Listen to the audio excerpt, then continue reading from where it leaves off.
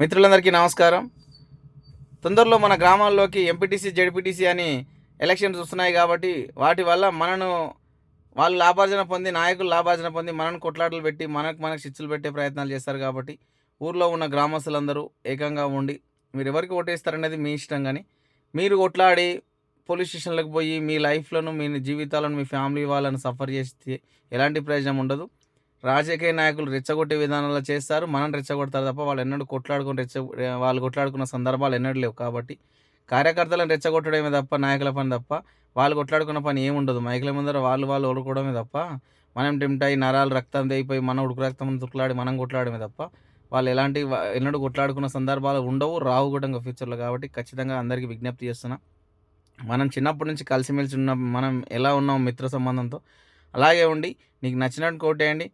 నచ్చినట్టు ఉండండి. అంతేగాని మనం ఏదో వాళ్ళకు ఒకరోజు జరిగే ఎలక్షన్స్ కోసం మనం కొట్లాడి జీవితకాలం మనం పగలు ప్రతీకారాల వల్ల ఎలాంటి ప్రయోజనం ఉండదు కాబట్టి ఖచ్చితంగా ఆలోచన చేయండి. నాయకులు ఎప్పుడూ కొట్లాడుకోరు. వాళ్ళు మైకుల ముందరనే మాట్లాడతారు. కాబట్టి కార్యకర్తలు రెచ్చగొడతారు.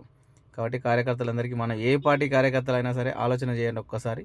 మనం ఎందుకు కొట్లాడుకోవాలి? ఒకే ఊర్లో కలిసి పెరిగి కలిసి ఉండి ఇంత చేసి మనం కొట్లాడుకోవడం ఎంతవరకు కరెక్ట్? కాబట్టి ఒక్కసారి ఆలోచన చేసి మార్పు తెచ్చుకొని ఏ ఎలక్షన్స్ వచ్చినా మీకు నచ్చినోళ్ళకి ఓటేయండి. నచ్చినట్టు ఉండండి. మీ పార్టీ తరఫున వాళ్ళని అడగండి, వాళ్ళ పార్టీ తరఫున మిమ్మల్ని అడగండి. అంతే తప్ప గాని కులాలు, మతాలు, విద్వేషాల వల్ల ఎలాంటి ఉపయోగం ఉండదు కాబట్టి ఖచ్చితంగా మార్పు కోసం ప్రయత్నిస్తారని కోరుకుంటున్నాను. ఇప్పటికైనా ప్రతి ఒక్కరికి ప్రజలకు మార్పు వచ్చేలా చైతన్యం చేయండి. మార్పు రాకపోతే మన జీవితాలు బాగుపడాయి కాబట్టి ఓటు విధానం ఉచితంగా ఓటు వేసినప్పుడే వ్యవస్థలో మనకు ప్రశ్నించే తత్వం వస్తుంది కాబట్టి ఖచ్చితంగా ఉచితంగానే ఓటేయండి. ఎవ్వరు డబ్బులు ఇచ్చారని వీడు ఎక్కువ ఇచ్చిండు వాడు తక్కువ ఇచ్చినా అని మనం ఓటేస్తే మన జీవితం అంతా 2000కు 3000కు అమ్ముకొని 5 సంవత్సరాల బానిస బతుకులే తప్ప ఎలాంటి ప్రయోజనాలు ఉండవు. రేపు పొద్దున మనకి ఏదైనా అవసరం ఉంది అడుగుదామని పోయినా 5000 తీసుకున్నా 2000 తీసుకున్నా అనే క్వశ్చన్ వస్తుంది. మనకు అడగడానికి నోరు ఉండదు కాబట్టి మార్పు కోసం ప్రయత్నం చేయండి. ఓటు ఎప్పుడు అమ్ముకోరాదు. మన ఓటు అమ్ముకుని కొనేటంత సమర్థవంతమైన నాయకులు లేరు. మనం అమ్ముకునే తత్వం కూడా మనం చేయొద్దు. అలాంటి 2000 వల్ల మనకి ఎలాంటి ఉండదు. క్వార్టర్ సీసాకు బిర్యానీకి అమ్ముకుంటే మన జీవితకాలం అలాగే ఉంటాయి. బిర్యానీ క్వార్టర్ సీసానే ఉంటది. కాబట్టి ఖచ్చితంగా అందరికీ నేను మరీ వేడుకుంటున్నా, విజ్ఞప్తి చేస్తున్నా. మార్పు కోసం ప్రయత్నం చేయండి. ఊర్లో ఉన్న వాళ్ళందరూ అన్నా, తమ్ముళ్ళు, అక్కా, చెల్లెలు ఎప్పుడు ఇలాగే కలిసిమెలిసి ఉండాలని కోరుకుంటున్నాను. కాబట్టి మార్పు కోసం మీ నుంచే రావాలి మార్పు కాబట్టి మీరే ప్రయత్నం చేయండి. ఆలోచన చేసుకోండి ఒక్కసారి.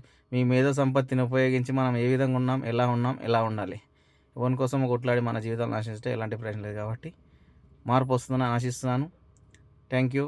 జై హింద్, జై భారత్, జై శ్రీరామ్.